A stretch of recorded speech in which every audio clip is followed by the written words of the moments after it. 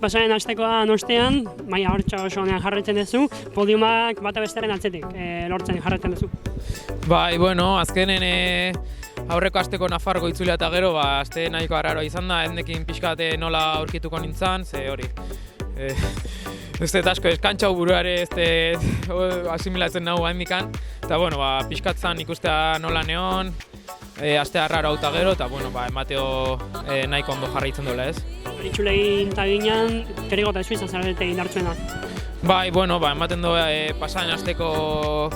pasaren asteen indartsu gerenak berdin jarraitzen deula, eta bueno, Iker baita ere oso indartsu azaldu da, eta bueno, urrengo astetan berdin jarraitzen dugu.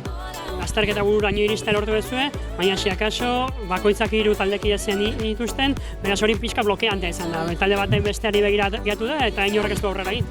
Bai, azkenen hori izan da ez, iesaldea hartu deula, eta gero imaginatzen eta atzeko taldetxoa 20 segundu dola atoko genizkoela, baina, klaro, azkenen behaiek lau izan da, gu 3 izan da, bi taldek dudatu indeu, eta azkenen atzetikan sartu dira. Zorionak.